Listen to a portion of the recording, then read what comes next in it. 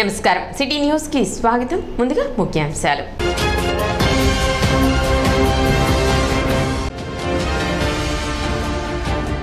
Tenali RTC డిపోకు వచ్చిన నూతన బస్సులను ప్రారంభించిన మంత్రి నాదెండ్ల మనోహర్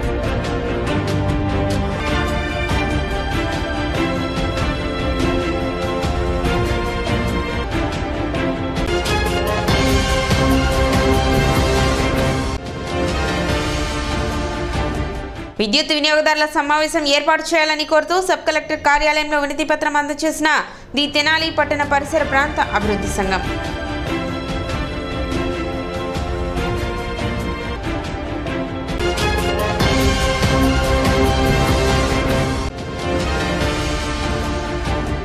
ప్రభుత్వ ఆధీనంలోకి వెళ్లనున్న కొత్తపేటలోని మహిళా మండలి భవనం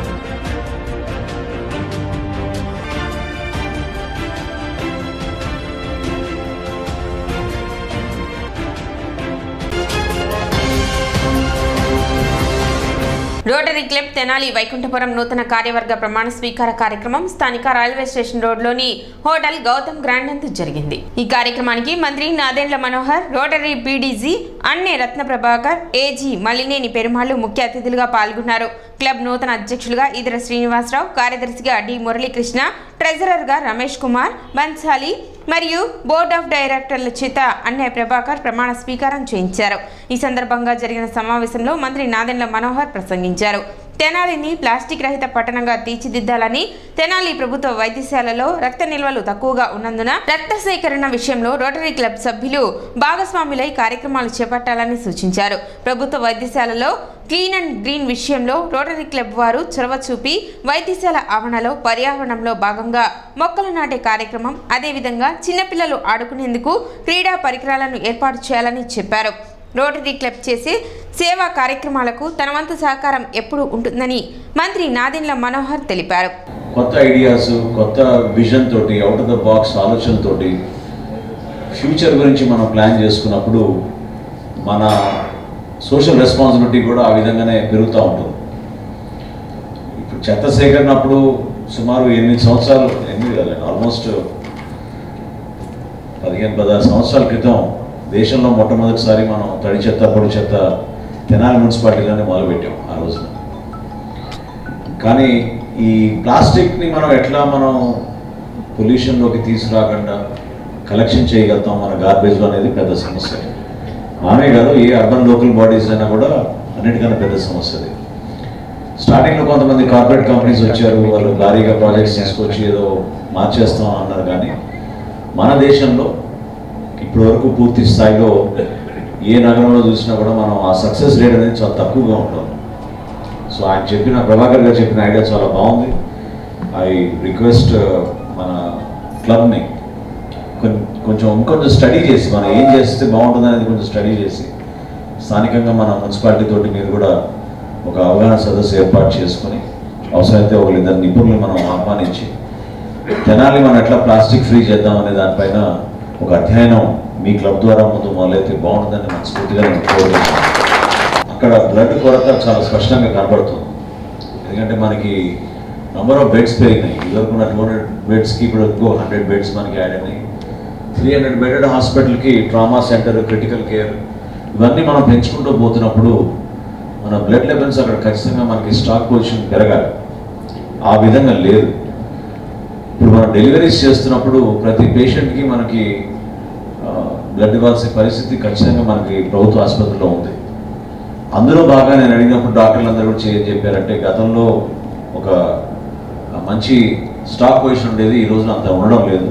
కాబట్టి మిమ్మల్ని అది కూడా కన్సిడర్ చేయమంటున్నాను. ఎందుకంటే ఒక బ్లడ్ డొనేషన్ క్యాంప్ మనం ఏర్పాటు చేసి సంయుక్తంగా అందరం కలిసి చేస్తే ఒక కాలేజెస్ని, స్కూల్స్ని, అదేవిధంగా కొంతమంది ఎన్జిఓస్ని కూడా మనం ఇన్వాల్వ్ చేసుకుని మీ ఆధ్వర్యంలో రాబోయే రోజుల్లో ఒక షార్ట్ టర్మ్ గోల్గా నేను చెప్తాను. షార్ట్ టర్మ్ గోల్గా ఒక 1 రోజులు 2 నెలలపై మీరు చేయగలిగితే నా తెనాలి ఆసుపత్రిలో మరొకసారి మనం బ్లడ్ పొజిషన్, స్టాక్ పొజిషన్ మనం ఇంకా పెంచేటట్టు మనందరం కూడా కృషి చేయొచ్చని మనస్ఫూర్తిగా నేను మిమ్మల్ని కూడా రిక్వెస్ట్ చేస్తున్నాను. సో ప్రధానంగా స్థానికంగా ఉన్న శానిటేషన్ ఇష్యూ మనం ఇంప్రూవ్ చేయాలి. సో అక్కడ ఉన్న పంచాయతీరాజ్ వ్యవస్థ కానివ్వండి, మున్సిపల్ లోకల్ బాడీస్ కానివ్వండి, వీళ్ళందరూ కూడా అక్కడ చేయాల్సిన కార్యక్రమం పూర్తి స్థాయిలో జరగడం లేదనే భావన చాలామంది కలుగుతున్నప్పుడు మీ మెంబర్స్ ఎవరైనా దయచేసి ఆ గ్రామాల్లో కానివ్వండి, మన తెనాలి పట్టణంలో కానివ్వండి, ఎక్కడైనా మనం శానిటేషన్ ఇష్యూస్ ఉంటే ఏ విధంగా దాన్ని మెరుగుపరచగలుగుతాం అనేది మీరు ఆలోచించుకుని తప్పకుండా మీరు ఇమీడియట్గా మన కమిషనర్ గారి నోటీస్కో, అక్కడ ఉన్న ఎంపీడీఓలకో, తహసీల్దార్ నోటీస్కో తీసుకొస్తే ఈ వ్యాధులు మరింత సోకకుండా మనం ఖచ్చితంగా కొంచెం ప్రొయాక్టివ్గా ఉండాలనేది నా అభిప్రాయం. అదేవిధంగా మనకి ఉన్న public health centres, urban health centres, మనకున్న ప్రభుత్వ ఆసుపత్రి, వీటిని కూడా మీరు దయచేసి మీరు సందర్శించి మీ వంతు మీరు చేసే కార్యక్రమాల్లో అడాప్షన్ కూడా మీరు అక్కడ చేస్తే ఆ హాస్పిటల్ మీరు అడాప్ట్ చేసుకోగలిగితే కొంతవరకు చాలా ఉపయోగపడుతుందని నేను భావిస్తున్నాను. కార్యక్రమంలో Rotarians Edara Purnachand, Kanneganti Muralikrishna, Gutta Venkataratnam, doctor D Ravindranath, K Upendra, G V Narayana, Bhaktula వెంకటేశ్వరరావులు పాల్గొనగా పావులూరి రాంబాబు, నల్లూరి వెంకటేశ్వరరావు కార్యక్రమాన్ని పర్యవేక్షించారు.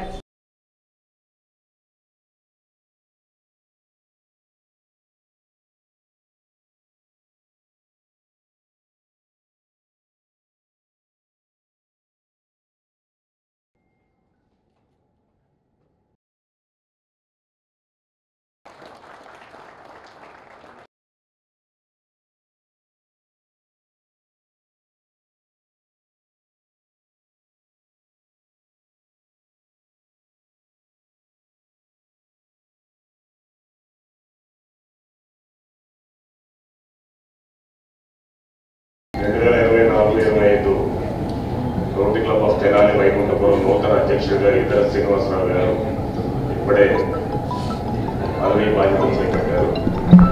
అందుకు ప్రమాణ స్వీకారం do solemnly pledge that I will faithfully execute the office of the President of Rotary Club of Tenali Vaikuntapuram, and that I will do the best of my ability to support the District Governor and the Rotary International, and that I will uphold the Constitution and bylaws of the Rotary Club of Tenali Vaikuntapuram. Rotary Club of Tenali Vaikuntapuram ki Rotary Club of Tenali Vaikuntapuram ki కార్యదర్శిగా పనిచేస్తూ rotary district governor Sarath Chaudhary నిబంధనలకు అనుగుణంగా rotary international యొక్క rotary Tenali Vaikuntapuram club యొక్క rotary Tenali Vaikuntapuram యొక్క నిబంధనలకు రాజ్యాంగానికి లోబడి పనిచేయడమే కాకుండా వాటిని నిలబెడతానని చెప్పి ఇందు మూలంగా ప్రమాణం చేయొచ్చు. ఒక కొత్త టీం అనేది ఇవాళ ప్రమాణ స్వీకారం చేస్తున్న సందర్భంగా ఒక పండగ వాతావరణంలో ఎన్నో మంచి కార్యక్రమాలు చేయాలని చెప్పి మనం ప్రమాణం చేస్తాం. అందులో భాగంగా district governor nominee Uday Pilani గారు నాకు మాట చెప్పారు. ఇక్కడికి వెళ్ళే ముందు 20 పుష్ కార్డ్స్ అనేది తెనాలి రోటరీ క్లబ్కి వారి సౌజన్యంతో ఇవ్వడం అనేది జరుగుతుంది. అనేది దాదాపు 2,50,000 రూపాయలు వ్యయంతో కూడుకున్నటువంటిది. అంటే ఈ తోపుడు బళ్ళు 20 మంది జీవితాల్లో, కుటుంబాల్లో అదనపు ఆదాయాన్ని సంపాదించే మార్గంగా, ఎందుకంటే ఆ బండి అద్దెకి తీసుకోవాలంటే రోజుకు 75 రూపాయలు కనీసం. అంటే వాడు అమ్మకపోయినా ముందు 75 రూపాయలు మిగులుతాయి మనం ఇవ్వడం వల్ల, ఇది ప్రతిరోజు.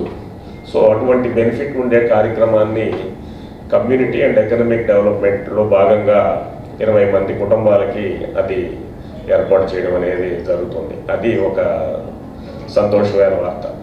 అలానే ఈ తెనాలి అనేది ఒక స్వచ్ఛతకు కూడుకున్నటువంటి తెనాల్లో ఒక ప్లాస్టిక్ పొల్యూషన్ అనేది లేకుండా చేయడానికి మనం ఏం చేస్తే బాగుంటుంది అనేది ఆలోచిస్తే బాగుంటుంది. దానికి కూడా మనం గతంలో వైజాగ్లో rotary Club of lake district Moinabad ద్వారా బీచ్ ఒడ్డున ఉన్నటువంటి ఈ ప్లాస్టిక్ వేస్ట్ అంతా కలెక్ట్ చేసి రీసైకిల్ చేయడం అనేది కూడా దాదాపు ఒక 35 లక్షల రూపాయల వ్యయంతో ప్రాజెక్ట్ అనేది చేయడం జరిగింది. ఇప్పుడు రోటరీ క్లబ్ చేసిన సేవా కార్యక్రమాలు అందరికీ సభ్యులతో బాగా చేసాము. ఇక ముందు కూడా నేను కూడా అదేవిధంగా సభ్యుల సహకారంతో అనేక కార్యక్రమాలు చేస్తామని కోరుకుంటున్నాం. ఇస్కాన్ తెనాలి వారి ఆధ్వర్యంలో శ్రీ శ్రీ జగన్నాథ రథయాత్ర 9వ తేదీ మంగళవారం పట్టణంలో నిర్వహించనున్నారు. సోమవారం నాజర్పేటలోని ఇస్కాన్ మందిరంలో ఏర్పాటు చేసిన విలేకరుల సమావేశంలో వివరాలు వెల్లడించారు. 9వ తేదీ మధ్యాహ్నం 2:30 స్థానిక శివాజీ చౌక్ సెంటర్ నుండి జగన్నాథ రథయాత్ర ప్రారంభమవుతుందని, గాంధీ చౌక్, నెహ్రూ రోడ్, ప్రకాశం రోడ్, గంగానమ్మ గుడి, మెయిన్ రోడ్, వీనస్ టాకీస్ మీదుగా శ్రీ కన్యకా పరమేశ్వరి అమ్మవారి దేవస్థానం వద్ద ముగుస్తుందని చెప్పారు. భక్తులు విశేష సంఖ్యలో పాల్గొని ఈ కార్యక్రమాన్ని విజయవంతం చేయాలని కోరారు. రేపు శ్రీ జగన్నాథ స్వామివారి రథయాత్ర తెనాలి పట్టణంలో జరగబోతుందని తెలియజేయడానికి మేము సంతోషిస్తున్నాము.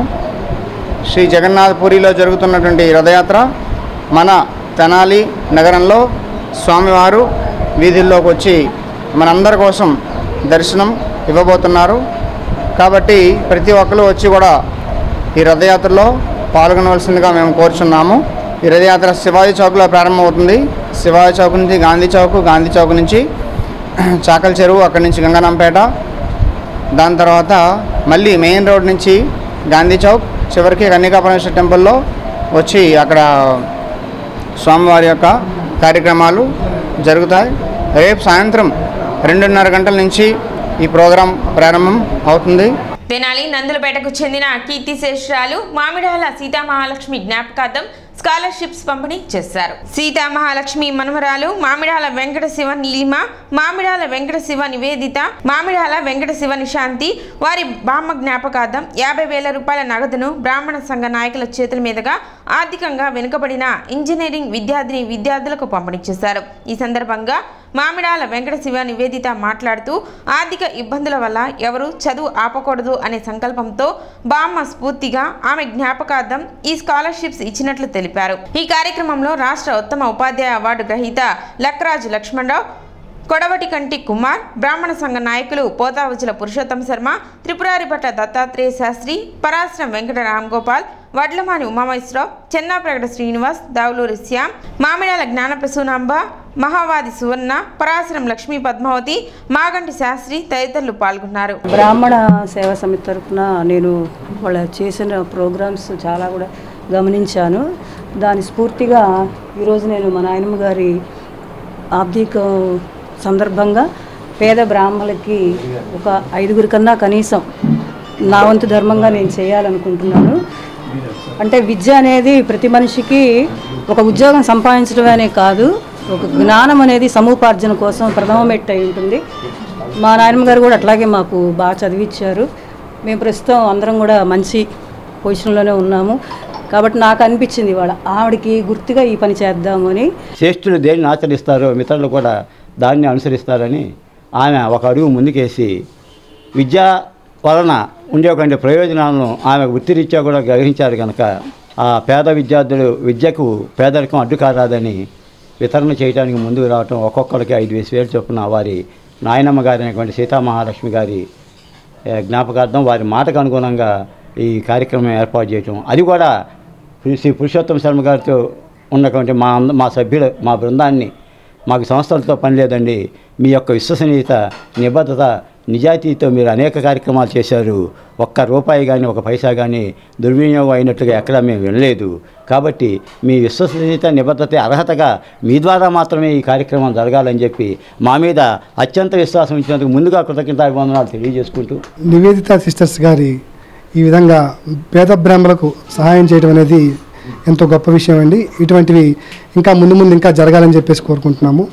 ఇంటువంటి మంచి కార్యక్రమాన్ని ఈ విధంగా బ్రాహ్మణులందరం కలిసి ఒక లేని వాళ్ళకి ఇచ్చి వారి యొక్క చదువులో కానీ వారి యొక్క ఉన్నతిలో కానీ భాగస్వామ్యం మాకు చాలా ఆనందంగా ఉంది. ముందు ఇటువంటి కార్యక్రమాలు వీరి యొక్క స్ఫూర్తి ఇంకా పెరగాలని, ల్యాప్టాప్స్ కూడా ఇద్దామని చెప్పేసి కూడా అనుకుంటున్నాను. నేను ముందు కూడా ఇటువంటి ఇంకా జరుగుతాయని చెప్పేసి మనస్ఫూర్తిగా కోరుకుంటున్నాను. ఇప్పుడు ఒక చిన్న విరామం.